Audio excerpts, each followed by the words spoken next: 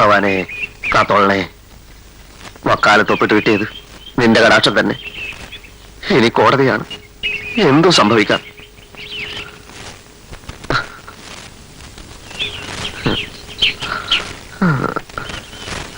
മുകുന്ദം വക്കീലിന് തെളിഞ്ഞ ബുദ്ധി കൊടുക്കേണ്ടത്, നല്ല നല്ല ലോ പോയിന്റ്സ് തോന്നിക്കേണ്ടത് നീയാണ് ഭഗവാനെ. നീയേ തൊട.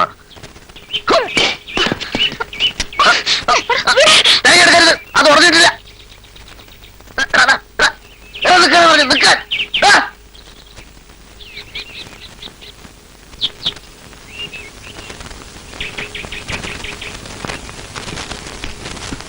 ഒരു ക്ഷേത്രത്തിനടുത്തുള്ള കടയാവുമ്പോ കുറച്ചുകൂടെ മൃദുവായ തേങ്ങ വേണം വിൽപ്പനയ്ക്ക് വെക്കാൻ, അല്ലാതെ ഇതുപോലുള്ള ഇരുമ്പ് തേങ്ങയല്ല.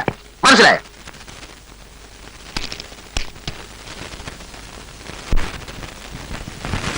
ഇഞ്ചക്ഷൻ വെക്കേറ്റ് ചെയ്ത് ബഹുമാനപ്പെട്ട കോടതിയോട് അപേക്ഷിക്കുകയാണ്.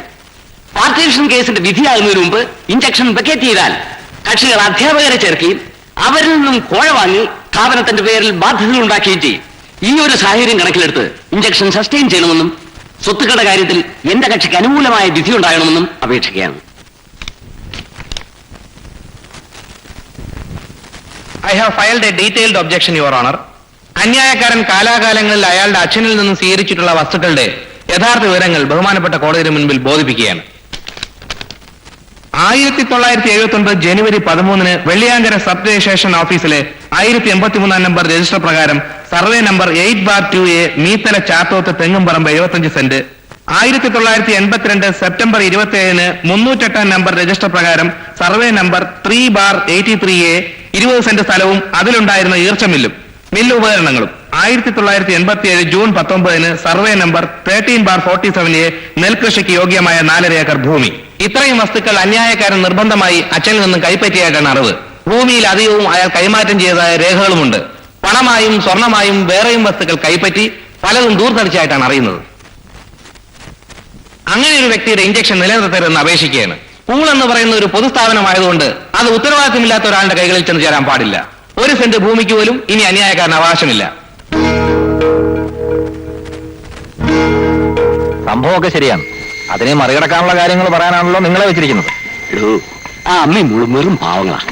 ആ മാഷയുടെ താല്പര്യം കൊണ്ടാ മൂന്നും വക്കീൽ വക്കാലത്തെടുത്തത്.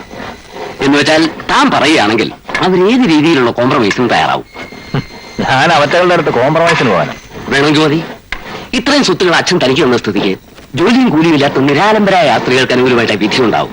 ചിലപ്പോൾ തനിക്കൊന്നും കിട്ടിയെന്നും വരില്ല. നിയമത്തിന്റെ അപ്പുറത്ത് മനുഷ്യത്വം എന്ന് പറയുന്നുണ്ടല്ലോ. അവരുടെ അടുത്ത് കോംപ്രമൈസിന് പോകുന്ന കാര്യം ഒഴിച്ച് എന്തും വക്കീൽ പറഞ്ഞു. താൻ അവരുടെ അടുത്ത് പോകണ്ടോ? ആ മാഷാണല്ലോ അവരുടെ ആള്. ആരോട് വിവരം പറ. തനിക്ക് എന്തെങ്കിലും കിട്ടണമെങ്കിൽ ആ ഒരു വഴിയെ ഞാൻ കാണുന്നുള്ളൂ.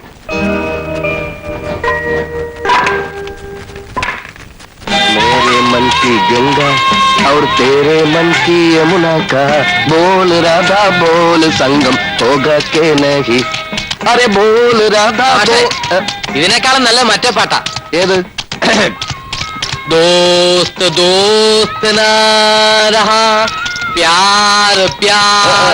ഇത് ശോകമാണ്. ഇപ്പോഴത്തെ സന്ദർഭത്തിന് തീരെ യോജിക്കില്ല. അത് അപ്പോ സ്കൂൾ എന്ന് തുടങ്ങും മാഷേ? എത്രയും പെട്ടെന്ന്.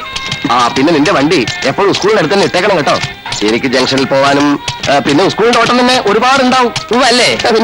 അപ്പോ ഇപ്പൊ നമ്മൾ എവിടേക്കാ മാഷേ? നടനായാലും ഇഷ്ടമുള്ള സ്ഥലത്തേക്ക് പോട്ടെ. ഈ പ്രകൃതി ഭംഗിയൊക്കെ ഞാൻ ഇന്നാണ് ആസ്വദിക്കുന്നത്. വന്നപ്പോഴുള്ള തീ ഇപ്പോഴാണല്ലോ നനഞ്ഞത്.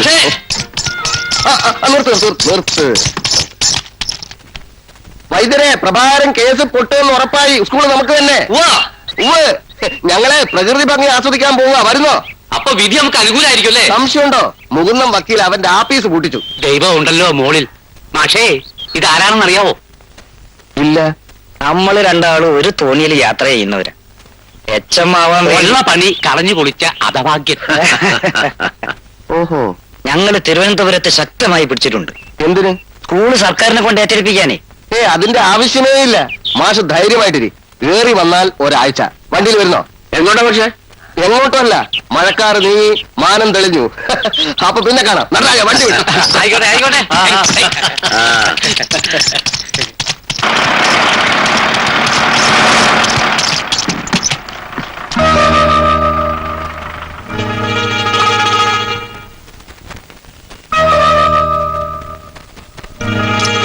ഞാൻ നിങ്ങളുടെ താമസ സ്ഥലത്ത് പോയിരുന്നു. എന്നോട് ദേഷ്യമായിരിക്കുമെന്നറിയാം. അന്ന് നിങ്ങൾ ജീപ്പ് തടയാൻ തുടങ്ങിയപ്പോ പെട്ടെന്ന് നിയന്ത്രണം വിട്ടുപോയതാണ്. പിന്നീട് അതേക്കുറിച്ച് ആലോചിച്ചപ്പോ എനിക്ക് വിഷമം തോന്നി. അന്നങ്ങനെ സംഭവിച്ചത് നന്നായതേ ഉള്ളൂ. എന്നാ പിന്നെ ഒരു കൈ നോക്കിയിട്ട് തന്നെ കാര്യം എന്ന് ഞാൻ തീരുമാനിച്ചത് അന്നാ. ചൂടോടെ മുകുന്ദം വക്കീലിന് ഏർപ്പാട് ചെയ്യാനുള്ള ആവേശം കിട്ടിയതും ആ സംഭവത്തിന് ശേഷം. ഞങ്ങളുടെ പാർട്ടീഷൻ കേസിനിടയ്ക്ക് നിരപരാധിയായ നിങ്ങൾ കിടന്ന് വിഷമിക്കേണ്ട കാര്യമില്ലല്ലോ. എനിക്ക് ഒരു വിഷമമില്ലല്ലോ. നിങ്ങളുടെ സിറ്റുവേഷൻ എനിക്ക് മനസ്സിലാവും. 30,000 രൂപ ഒരു ചെറിയ തുകയല്ലല്ലോ. ഞാൻ അതിന്റെ ഉത്തരവാദിത്വം ഏറ്റെടുക്കാം. 30 അല്ലെങ്കിൽ 50 വന്നേക്കാം. കേസും കുഴപ്പവും നമുക്ക് അവസാനിപ്പിക്കാം. ദാ, ഇനി താനത് പള്ളിയിൽ ചെന്ന് പറഞ്ഞാൽ മതി. അയ്യടാ, ഒരു സമാധാനവാദി. കേസ് തോൽക്കുമെന്ന് ഉറപ്പായപ്പോ പുതിയ അടവുകളുമായിട്ട് ഇറങ്ങിയിരിക്കുകയാണ്. സത്യം ജയിക്കും, സ്കൂള് ഞങ്ങൾക്ക് കിട്ടും. ഇനി തേങ്ങയിടാനെന്നോ മറ്റോ പറഞ്ഞ് അങ്ങോട്ട് വന്നാൽ തന്റെ കാല് ഞങ്ങൾ അടിച്ചൊടിക്കും. അറിയാ, വണ്ടി വിടാം.